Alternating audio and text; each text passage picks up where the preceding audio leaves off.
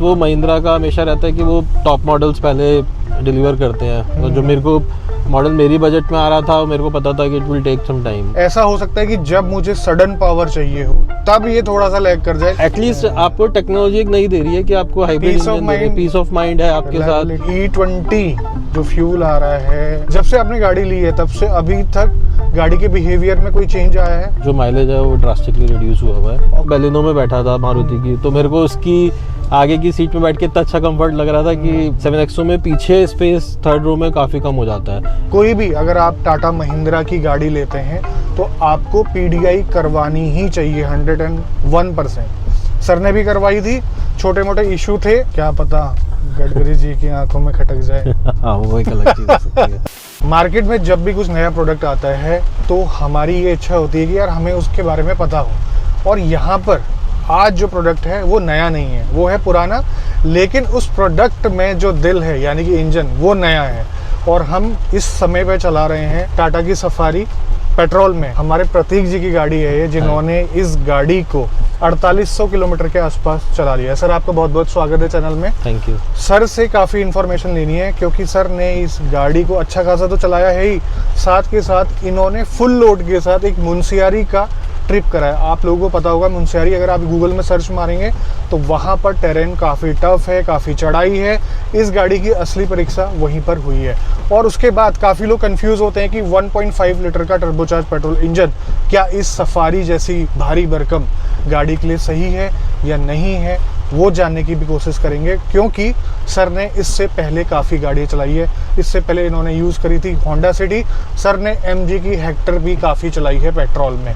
तो इस गाड़ी के बारे में जानने की कोशिश करते हैं। और सबसे पहले मैं आपको बताना चाहूँगा कि मुझे ये चलाने में कैसी लग रही है। मुझे सर ने सबसे पहले यहाँ पर आप देख सकते हैं इको मोड में ही लगा कर दी है ये गाड़ी, मतलब ये इको मोड में ही चला रहे हैं। और सिटी में इनका ज़्यादातर रन होता है और ये NCR में ही चलते हैं ना सर जी। सिटी के अंदर आपको ज़्यादा पावर की ज़रूरत नहीं है, लेकिन फिर भी मैं आपको बताऊं कि इको मोड में ये काफ़ी अच्छा परफॉर्म कर रही है। जब तक टर्बो की रेंज नहीं है, मतलब कि 2000 RPM से नीचे आपको थोड़ा सा ये डल लगेगी, लेकिन उसके बाद आपको फील होगी पावर इको मोड में भी। सर हम आपके मुनस्यारी वाले ट्रिप से ही शुरुआत करते हैं। आप लोग 6 लोग थे गाड़ी के अंदर जी। आपको पूरे रास्ते में इस गाड़ी ने कहीं पर रियलाइज़ करवाया कि ये अंडर पावर्ड है? नहीं, ऐसा कभी मेरे को फील नहीं हुआ अंडर पावर है। मतलब इंक्लाइन पे भी जब मैं था कभी, या एकदम से मेरे को लग रहा है कि मैं स्लोप पे आ रहा हूँ या कुछ, तो मेरे को कभी ऐसा फील नहीं हुआ।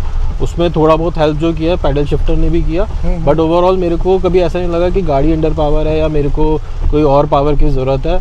अपना स्पीड से निकल रही थी गाड़ी। हिल्स में किस मोड में चला रहे थे आप गाड़ी? हिल्स में भी मैं इसे इको मोड में ही चला रहा था, लार्जली इको में चलाया है मैंने इसे। स्पोर्ट्स मोड में ओनली जब मेरे को लग रहा था कि कहीं पे मेरे को ओवरटेकिंग वगैरह की रिक्वायरमेंट है, और वो भी पैडल शिफ्टर के थ्रू। जो वो जब हम पैडल शिफ्टर एंगेज करते हैं तो इनिशियली वो स्पोर्ट्स मोड एंगेज कर लेता है। अब सर ने, अभी हमारी बातचीत चल रही थी तो सर ने मुझे बताया कि इस ओवरऑल ट्रिप में इस गाड़ी ने 8 के आसपास का एवरेज दिया।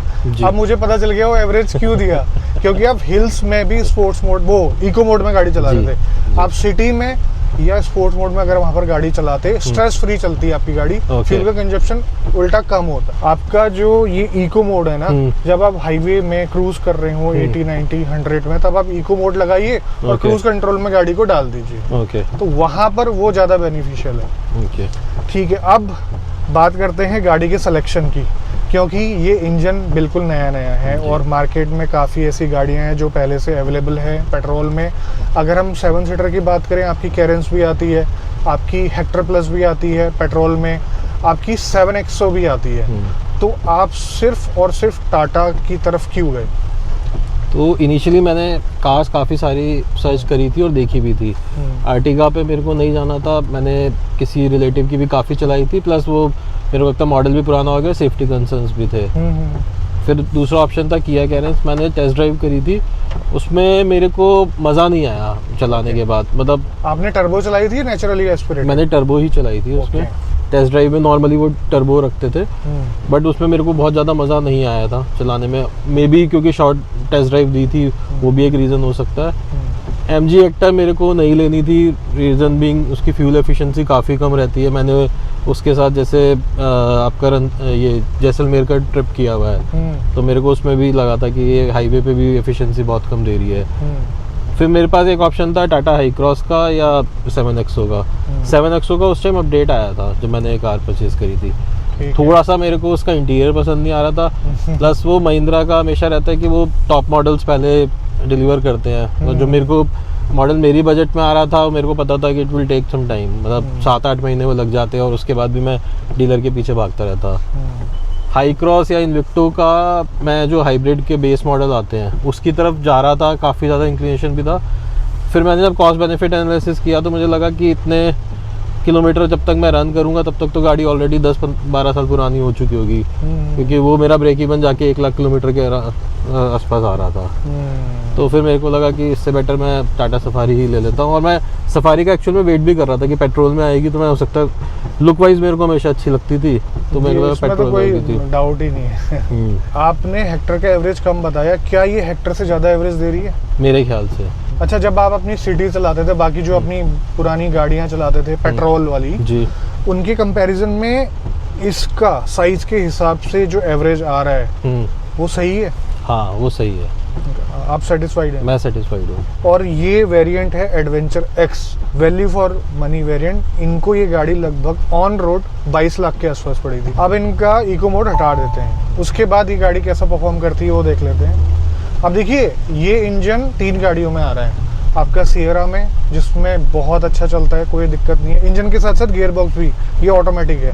उसके बाद हैरियर में, जो इससे थोड़ी सी हल्की है 150 किलो के आसपास, उसमें भी आपने हमारा अगर वीडियो देखा नहीं है तो देखना, उसमें भी काफ़ी अच्छा चलता है। उसमें भी 0 to 100 10 सेकंड के आसपास। इसमें थोड़ा सा आपको फील हो सकता है क्योंकि ये गाड़ी बड़ी है। आप नॉर्मल ड्राइविंग करते हैं, जैसे सर नॉर्मली चलाते हैं सिटी के अंदर, और हाईवे पे भी चलाते हैं और हिल्स में भी चलाते हैं, तो ये आपको डिसअपॉइंट बिल्कुल भी नहीं करने वाला, क्योंकि ये है टर्बो GDI इंजन और साथ के साथ इसमें टॉर्क कन्वर्टर है। टॉर्क कन्वर्टर की मैं आपको खासियत बता देता हूँ कि जब तक उसका क्लच एंगेज नहीं होता है तब तक वो पावर बढ़ा कर आपको देता, आपके व्हील्स को देता है। और ये इंजन और टॉर्क कन्वर्टर का जो कॉम्बिनेशन है वो काफ़ी अच्छा है। स्पोर्ट्स मोड डाला, मैं 0 to 100 चेक नहीं कर रहा हूँ, मैं परफॉर्मेंस चेक कर रहा हूँ। बहुत प्यारी, मतलब कि किसी भी चीज़ की कमी नहीं है इस गाड़ी में। और आपको पावर ही चाहिए तो आप स्पोर्ट्स मोड में चलाओ ना, ये भी तो दिया हुआ है, इसमें भी आप चला सकते हैं। और आप नॉर्मली चलाना चाहते हैं तो आपके पास 2 मोड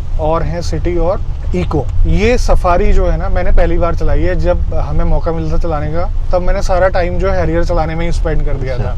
मैं सोच रहा था कि मुझे बाद में सफारी इत्मीनान से मिलेगी, मैं चलाऊंगा। अभी तक खैर मिल नहीं पाई है, बट जितना मैंने अभी तक इसको जज करा है और सर की बातें भी जो मैंने सुनी है, तो इस पे आप 100% जा सकते हैं। और एक एडवाइस मैं आपको देना चाहूँगा, कोई भी अगर आप टाटा महिंद्रा की गाड़ी लेते हैं तो आपको PDI करवानी ही चाहिए 101%। सर ने भी करवाई थी, छोटे मोटे इशू थे, मतलब उतने बड़े प्रॉब्लमेटिक नहीं थे और वो रिजॉल्व हो गए और गाड़ी इनकी बिना किसी परेशानी की चल रही है। और फिट एंड फिनिश के जो इशू हैं इस गाड़ी में वो मुझे नहीं दिख रहे हैं। अब देखिए, प्रतीक जी की फैमिली कार है, 7 सीटर कार है, और इस 7 सीटर कार में प्रतीक जी ने क्या लगाया है यहाँ पर, ये देखिए। इस गाड़ी के माहौल को अच्छा करने के लिए इन्वॉल्व का एक्वा यूज कर रहे हैं, इन्होंने मुझे बताया, और आज हम इनके लिए लेकर भी आए हैं एक्वा। क्या कोइंसिडेंस है, देखिए। आप इसको इस्तेमाल कर रहे हैं, कैसा लगा आपको ये? मेरे को बहुत अच्छा लगा। कैसी लगी फ्रेगरेंस? काफ़ी नेचुरल लगती है, मतलब एक होता है कि हिट कर रही होती है आपको और इरिटेट कर रही होती है, ऐसा नहीं है, बहुत नेचुरल सी फ्रेगरेंस है इसमें। और काफ़ी लंबे समय तक भी चल जाता है। हाँ, काफ़ी लंबे समय तक चल जाता है। काफ़ी वर्थ है इस गाड़ी की तरह, एडवेंचर एक्स की तरह। है ना, ये आपके लिए है। Thank you. और आपको भी परचेज करना है तो डिस्क्रिप्शन में मैंने लिंक दिया हुआ है, और यहाँ पर जो QR कोड आ रहा है उसको स्कैन करके आप मंगा सकते हैं अपने लिए, अपने टेस्ट के हिसाब से, अपनी चॉइस के हिसाब से। इनके बहुत सारे टाइप के परफ्यूम आते हैं। ये बताइए, होंडा के बाद टाटा का जो एक्सपीरियंस है कितना अलग है, और क्या क्या चीज़ें आपने ऑब्जर्व करी है टाटा मोटर्स से गाड़ी खरीदने में, इनके सर्विस सेंटर जाने में? गाड़ी खरीदने का एक्सपीरियंस मेरा अच्छा था रिलेटिवली, मतलब मैंने बुकिंग कराई थी ऑलमोस्ट जनवरी में कराई थी, और मेरे को ये गाड़ी अप्रैल में स्टार्टिंग में डिलीवर करी थी। जो 25 मार्च तक वो गाड़ी आ चुकी थी डीलर के पास। और डीलर के साथ मैंने फॉलोअप वगैरह किया था, तो बीच में उन्होंने मेरे को जो डिलीवरी के नोट्स होते हैं उनके इंटरनल वो भी शेयर कर दिए थे टू गेट फीडबैक कि हाँ कोई ऐसा इशू नहीं है डिलीवरीज को लेके। सर्विस भी मैंने एक सर्विस कराई है अभी, फर्स्ट सर्विस जो है उसमें भी एक्सपीरियंस मेरा ठीक था, कोई ऐसा इशू नहीं था, अपने आप उन्होंने चीज़ें चेक कर ली थी। मेरा ये एक्सपीरियंस रहा है कि आपको पता होना चाहिए आपको क्या ले रहे हो और क्या फीचर्स हैं। मतलब डीलर के पास आप जाते हो तो there salesman may not be fully aware कि क्या चीज़ें हैं जो हम लोग डिलीवर करेंगे इस गाड़ी में इन टर्म्स ऑफ फीचर्स वगैरह। तो थोड़ा सा लैक ऑफ नॉलेज थी, बट ओवरऑल फिर भी ठीक था। अब आजकल ब्रोशर वगैरह के थ्रू हेल्प मिल जाती है। नेचुरली एस्पिरेटेड इंजन की खासियत क्या होती है, जो सर्किस होंडा सिटी में था, कि वो काफ़ी ट्रैक्टेबल होता है, स्पेशली स्लो स्पीड में। टर्बो में कहीं ना कहीं लैग फील होता है, लेकिन मैं इसको स्लो स्पीड में चला रहा हूँ, ऐसे सिटी वाली कंडीशन में चला रहा हूँ, बट ये ऐसा एहसास नहीं करवा रहा है। ऐसा हो सकता है कि जब मुझे सडन पावर चाहिए हो तब ये थोड़ा सा लैग कर जाए, लेकिन सिटी स्पीड के हिसाब से मुझे ये सही लग रहा है। आपको कुछ अलग अंतर मतलब लगा सिटी में ड्राइव करते वक्त अपनी दोनों गाड़ियों में? तो मेरे पास जो होंडा की गाड़ी थी वो मैनुअल थी, तो जैसे आपने बताया एक तो मैनुअल के साथ कंट्रोल हमेशा आपके पास होता है कि किस गियर में चलना है। इसमें जो मेरे को इशू थोड़ा सा लगता है कि सेकंड और थर्ड गियर पे गाड़ी ऐसी लगती है बीच में कि कंफ्यूज है कि अभी वो टर्न करना है गियर या नहीं करना। बट अगर आप उसे आराम से चला रहे हो और ऐसी कोई जल्दी नहीं है तो एट टाइम्स आपको अवॉइड हो जाएगी, मतलब आप सोचोगे भी नहीं कि कब सेकंड किया उसने कब थर्ड किया। हाँ, आप अगर उसे नोटिस कर रहे हो तो आपको इरिटेट करेगा वो। अब एक बात बताइए, E20 जो फ्यूल आ रहा है उसमें कई बार ऐसा हो रहा है पब्लिक के साथ, मतलब कस्टमर्स के साथ, कि गाड़ी में दिक्कत आ रही है, फ्यूल एफिशिएंसी ड्रॉप होना तो खैर नॉर्मल है, गाड़ियाँ मिसिंग कर रही है और थोड़ी बहुत प्रॉब्लम आ रही है, गाड़ी बंद भी पड़ जा रही है किसी की। ये सब चीज़ें आपने देखी जब से आपने गाड़ी ली है, तब से अभी तक गाड़ी के बिहेवियर में कोई चेंज आया है? ऐसा आपने महसूस करा है? ऐसा कोई चेंज महसूस नहीं किया। इसमें शुरू से डला भी आई बिलीव E20 ही है, क्योंकि मैंने अप्रैल में ली थी, बट ऐसा कोई मैंने महसूस नहीं किया। ओके, मतलब मिक्सिंग अगेन जैसे मैं आपको बता रहा था कि वो पेट्रोल पंप लेवल पे भी होती है, तो उसे आप अवॉइड नहीं कर सकते। तो आपने बताया कि आपके पास एक i20 भी है, उसमें आपने ओवर द टाइम डिफरेंस देखा है फ्यूल एफिशिएंसी में? i20 का मेरा जो माइलेज है वो ड्रास्टिकली रिड्यूस हुआ है। और कौन सा मॉडल है i20? वो 2013 का मॉडल है। अच्छा। और उसका mileage equivalent to this car ही आ रहा है। तो मैं अभी भी अगर सिटी ड्राइव करनी होती है तो मैं इसी को निकाल लेता हूँ। मेरे पास कोई ऐसा इंसेंटिव नहीं है कि मैं i20 में ड्राइव करूँ। इसमें ऑटोमेटिक है, वो मैनुअल हाँ, हो गया? वो मैनुअल है। हाईवे पे स्टेबिलिटी कैसी लगी आपको? होंडा लेवल की लगी? सिटी की बात कर रहा हूँ, होंडा तो बहुत गाड़ियाँ आती है होंडा में। मेरे ख्याल से होंडा सिटी वाज मोर, क्योंकि वो उसका सेडान वाला वर्जन रहते हैं तो वो ज़्यादा स्टेबल थी। बट ऐसा कोई चैलेंज इसमें भी मेरे को महसूस नहीं हुआ कि कभी मेरे को ऐसा लग रहा है कि बॉडी रोल या कुछ ऐसा कुछ भी फील हो रहा है। जैसे मेरे साथ पूरी फैमिली थी और नॉर्मली मेरी वाइफ को मतलब वो बॉडी रोल का बहुत अच्छी तरह पता लग जाता है। अगर वो हल्का सा भी मैं इधर उधर ड्राइव करता हूँ तो बॉडी रोल बहुत आ रहा है बता देती है। तो पूरी ड्राइव पे कभी कोई ऐसी कंप्लेंट नहीं थी। कंफर्ट कैसा लगा फैमिली को जब आप लॉन्ग ट्रिप्स में गए थे? फैमिली को कंफर्ट बहुत अच्छा लगा, कोई ऐसा इशू किसी को नहीं आया। ओनली थिंग बस कि पीछे जो बैक थर्ड रो में इसमें एसी नहीं है, तो वो थोड़ा सा इशू था। उसके लिए मैंने टेम्पररी जो फ़ैन यूज़ कर रहा हूँ अभी पोर्टेबल, वो यूज़ करा था। बाकी ऐसा कोई पीछे भी बैठने में, थर्ड रो में भी जैसे मेरे 2 बच्चे हैं तो वो लोग भी बैठ जाते हैं विद 2 एडल्ट्स, तो वैसे भी कोई इशू नहीं आता। थोड़ा सा मेरे को लगा कि जो आगे की सीट्स हैं उनमें थाई सपोर्ट कम है। मैं ही कहने वाला था बिल्कुल। तो मैं तो उसके लिए भी सोच रहा हूँ कि आफ्टर मार्केट कुछ मॉडिफिकेशन अगर इस सीट्स में कराने की रिक्वायरमेंट है तो वो कराऊंगा। सिर्फ नीचे करवाना, ऊपर मत करवाना। ऊपर एयर बैग्स हैं। ओके, आपके बैक रेस्ट में कुछ मत करवाना। हाँ, नीचे ही कराऊंगा, क्योंकि थाई सपोर्ट एक्चुअल में काफी कम है। अगर मैं बिल्कुल होंडा सिटी से, या कल परसों मैं बेलिनो में बैठा था मारुति की, तो मेरे को उसकी आगे की सीट में बैठ के इतना अच्छा कंफर्ट लग रहा था कि मेरे को लग रहा था यार ये तो बहुत अच्छा थाई सपोर्ट है इसमें।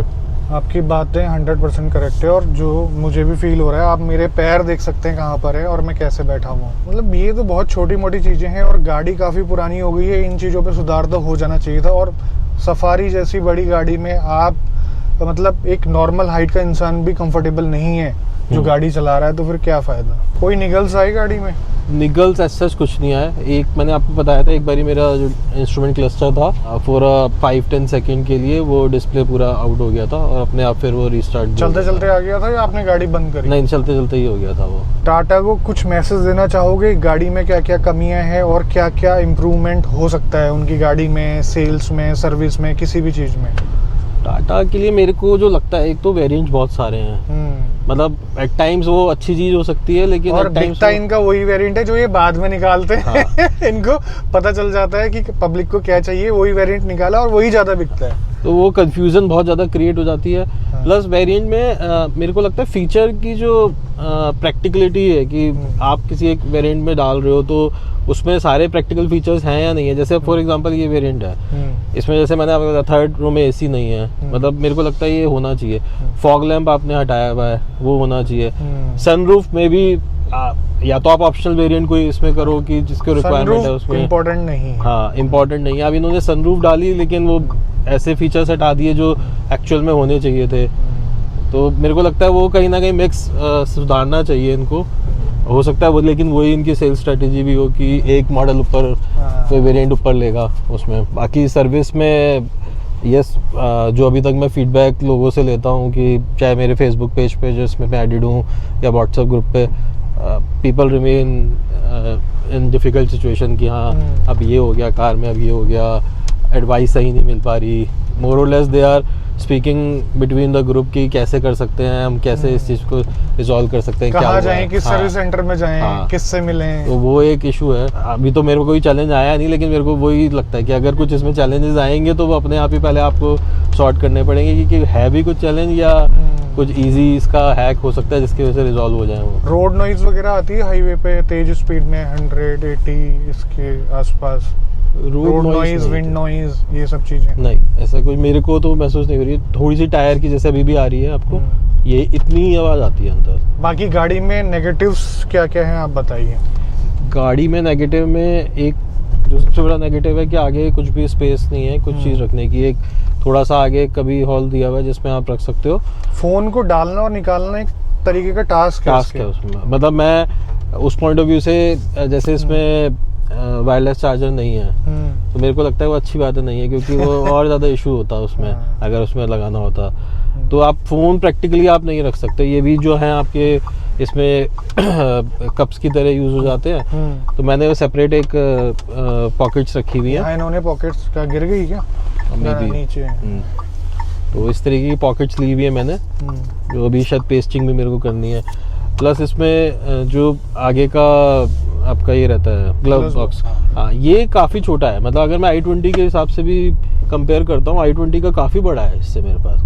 प्लस इसमें अब जैसे डैश कैम वगैरह लगाते हैं लोग, मैंने सुना है MG की कार्स में अब वहीं पे जहाँ पे आपका मिरर होता है वहीं पे USB पोर्ट आ जाता है। इसमें वो USB पोर्ट नहीं है, तो you have to work around entire car में कि कैसे वायरिंग लेके जानी है। कुछ हद तक XV700 के लिए जो मैं मना कर रहा था आपको, ये भी एक रीज़न था कि 7XO में पीछे स्पेस थर्ड रो में काफ़ी कम हो जाता है। इसमें यू हैव दैट फ्लेक्सिबिलिटी कि आप सेकेंड रो को थोड़ा सा आगे पुश कर लो, उससे स्पेस निकल जाता है, तो वो वहाँ पे नहीं आ रहा था।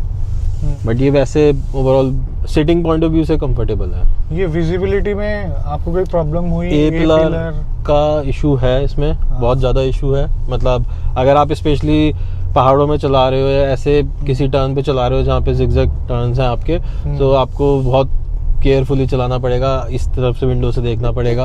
वो इशू आया भी है हमें। किन लोगों को आप सजेस्ट करेंगे सफारी पेट्रोल और क्यों नहीं करेंगे? मेरे ख्याल से अगर आप 7 सीटर की तरफ देख रहे हो car and you want a safe car, जिसमें आपके पास अगर सेफ के पॉइंट ऑफ व्यू से जाते हो तो आपके पास 3 या 4 ऑप्शन ही आते हैं इन दिस रेंज, ठीक है। तो मेरे ख्याल से आपके पास 7XO का ऑप्शन है, इसका ऑप्शन है, हाई क्रॉस का ऑप्शन है। हाई क्रॉस आपकी कॉस्टली काफ़ी आ जाती है, हाई क्रॉस और इन्विक्टो। तो आपके पास 7XO और इसका ऑप्शन है। 7XO अगेन माइलेज कम देती है and if you have most of your running in city, तो मेरे ख्याल से वो फिर अवॉइडेबल हो जाती है पूरी तरीके से। तो उसमें प्रैक्टिकल सोल्यूशन की तरह आ जाता है कार। तो मेरे ख्याल से ऐसे लोग हैं जो 7 सीटर ही देख रहे हैं। इंजन की कोई टेंशन नहीं है, इंजन की मेरे को कोई ऐसे इशू नहीं है। सबसे ज्यादा कमेंट आए थे आपने सफारी नहीं नहीं, मेरे को और सफारी है भारी गाड़ी, इसमें 1.5 लीटर वाला इंजन जो है थोड़ा बहुत प्रॉब्लम करेगा, वो ऐसा कुछ नहीं है। नहीं, इंजन की कोई इशू नहीं है, इनफैक्ट माइलेज की भी इशू नहीं है। जैसे हम लोगों के व्हाट्सएप ग्रुप पे भी रोज ऑलमोस्ट कोई ना कोई क्वेरी रेज होती है, फेसबुक पेज पे क्वेरी रेज होती है कि माइलेज क्या आ रही है। माइलेज की if you can bear it in city 9-10 के एवरेज ये दे देगी आपको, कहीं कोई इशू नहीं आएगा आपको। बहुत अच्छा एवरेज है 9-10। हाँ, अगर आप उससे ऊपर का एक्सपेक्ट कर रहे हो तो नहीं, ये शायद वो नहीं दे पाएगी विद इन सिटी, ठीक है। लेकिन हाँ, हाईवे पे जैसे मैं चला रहा था तो 16-17 का एवरेज निकाल रही थी उसमें। उन लोगों को सजेस्ट नहीं करूँगा जो मेरे ख्याल से अगर उनका बजट भी है, जो हाई क्रॉस या इस तरह की कार ले सकते हैं, तो वो ज़्यादा बेटर है, क्योंकि एक रिफाइंड प्रोडक्ट है उनके पास, टेक्नोलॉजी है विच इज़ क्वाइट न्यू। इसके साथ एक इशू सबसे बड़ा है कि आपने ये कार ले ली, मैंने सफारी ली है, लेकिन कोई ऐसा हेड टर्नर नहीं है अपने आप में कि आपने ले ली तो लोग देख रहे हैं, मुड़ के देख रहे हैं, क्योंकि ये मॉडल बहुत टाइम से आ रहा है। इसमें सिर्फ इंजन चेंज हुआ जैसे आपने बताया। आपको हाई क्रॉस हेड टर्नर लगती है क्या? नहीं, मेरे को नहीं लगती, लेकिन वो एटलीस्ट आपको टेक्नोलॉजी एक नहीं दे रही है कि आपको हाइब्रिड इंजन दे रही है, पीस ऑफ माइंड है आपके साथ। अब मतलब हाई क्रॉस तो मैंने जब से ये गाड़ी ली है, इनफैक्ट मेरे को और थोड़ी बेकार लगने लगी, क्योंकि वो मेरे को टैक्सी में बहुत ज़्यादा नज़र आने लग गई है। मतलब जो पहले अर्टिगा का केस था, सेम वो इशू नज़र आ रहा है कि वो एमपी बेस लुक में अब वो टैक्सी में बहुत रन हो रहा है उसका। अभी भी वो काफ़ी सॉर्टेड कार है उस मॉडल में। और अगर किसी को 5 सीटर चाहिए ना, तो मेरे को लगता है 7 सीटर नहीं लेना। मतलब अगर आपके पास लोग ही 5 लोग हैं, 4 लोग हैं, आपको 7 सीटर नहीं लेनी चाहिए। पार्किंग का कहीं ना कहीं इश्यूज रहते हैं, आपकी माइलेज भी अफेक्ट होती है, इतना बड़ा आपके पास एरिया होता है जिसको आपको गाड़ी को कूल करना होता है, वो सब इश्यूज रहते हैं। तो वो फिर अननेसेसरी 7 सीटर सर्विस कॉस्ट भी बढ़ता है। हाँ। गाड़ी खरीदते वक्त भी महंगी, मेंटेन करते वक्त भी महंगी, चलाते वक्त भी महंगी। बिल्कुल, ये बातें हैं। और सर ने काफ़ी डिटेल से बताया, और सर को इस इंजन पे भरोसा है, बता रहे थे कि काफ़ी लंबा चलाएंगे इसको। मैं अगर रहा पॉसिबल तो ये 15 ईयर्स पूरे करूँगा इसमें। क्या पता गडकरी जी की आंखों में खटक जाए। हाँ, वो एक अलग चीज़ हो सकती है। तो ओवरऑल मुझे ये गाड़ी काफ़ी अच्छी लगी, सर को भी ये गाड़ी काफ़ी अच्छी लगी, तभी इन्होंने खरीदी है और अभी तक खुश हैं। 5000 किलोमीटर बहुत होते हैं गाड़ी को परखने के लिए, और ये ऐसी गाड़ी है कि ये किसी भी एरिया में आपको डिसअपॉइंट नहीं करेगी, ना ही परफॉर्मेंस में, ना ही फ्यूल एफिशिएंसी में, ना ही प्रैक्टिकलिटी में। और फैमिली कार ये एक काफ़ी अच्छी है, बाकी गाड़ियों से अच्छा स्पेस इसमें मिल जाता है, प्रैक्टिकलिटी इसमें मिल जाती है। तो ये सारी बातें आपको बतानी थी और मुझे जाननी भी थी। Sir thank you so much, आपने बहुत सारे इनपुट दिए इस गाड़ी के लिए। तो आज की वीडियो में बस इतना ही, मिलते हैं बहुत जल्द आपसे एक नई वीडियो में। तब तक के लिए बाय बाय, ख्याल रखिए अपना। भारत माता की जय। Thank you sir. Thank you. Bharat माता की जय।